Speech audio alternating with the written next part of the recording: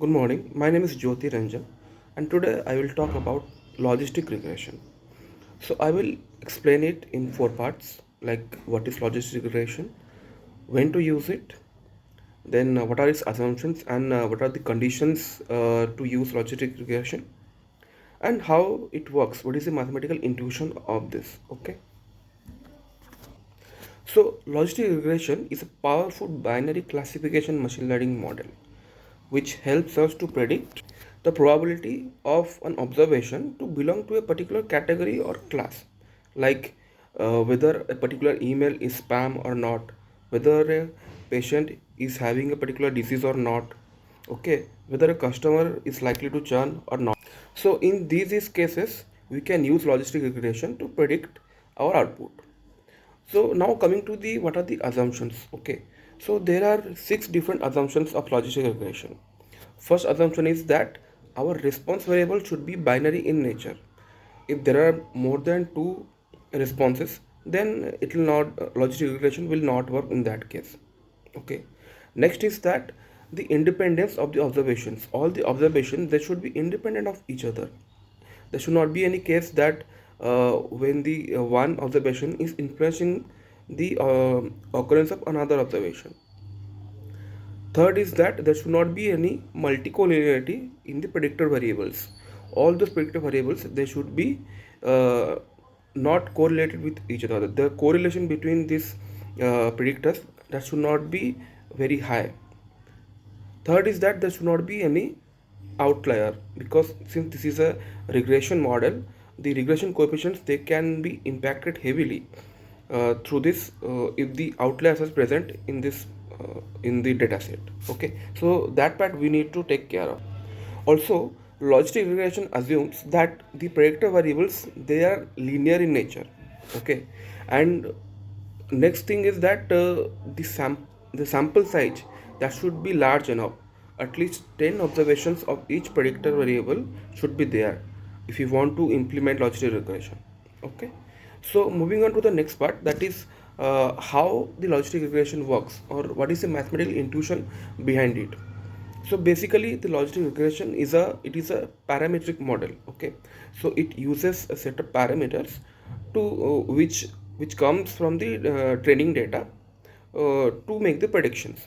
Okay, and also these parameters are calculated by a method called maximum likelihood estimation. Okay, so these parameters they are the coefficients of the input variables which determine the shape of the logistic function. So this logistic function its shape is like a S curve, okay, and it ranges from 0 to 1. The logistic regression model estimates the probability of the output variable being 0 or 1 given the input variables. And to do this, the linear combination of input variables is used, where each input variable is multiplied by a coefficient. So the linear variable can be written as like z equals to b0x plus b1x1 plus b2x2 dot up to bnxn. Okay.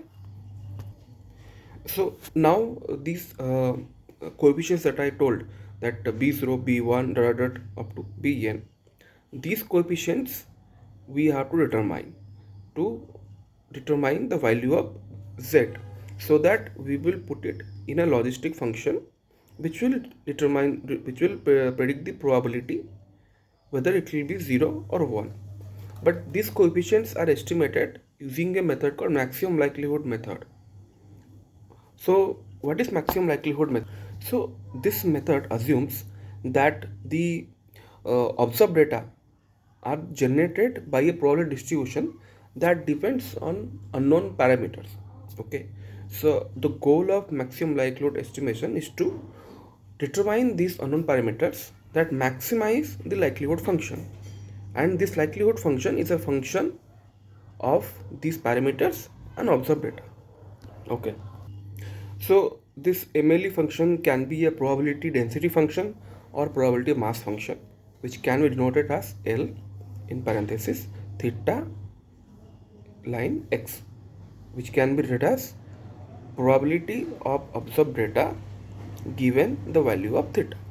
So we have to find the value of theta that maximizes the likelihood function, and it can be done by taking a derivative of the likelihood function and setting it equal to 0 by solving for the parameter.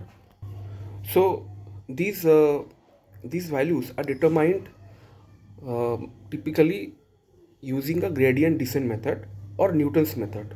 Okay, and what these methods do is they repetitively update, iteratively update the parameters until the convergence is achieved. Convergence is that is the change in likelihood function is sufficiently small.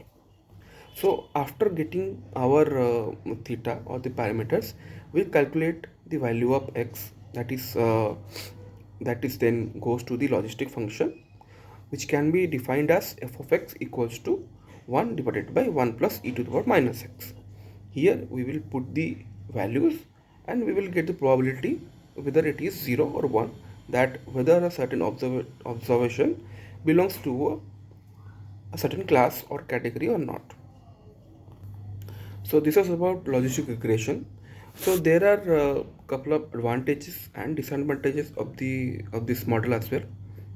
Like some of the advantages is that it can handle both continuous and categorical variable, and it provides a probabilistic interpretation of the output variable, and it can also handle the interactions between the input variables, but there are some limitations as well.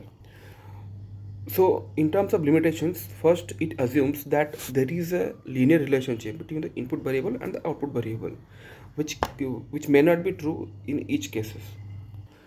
And yeah, so secondly, it also assumes that the errors in the model are identically distributed, which may not be true in some cases. For example, if there are clusters of similar observations, then it will not work.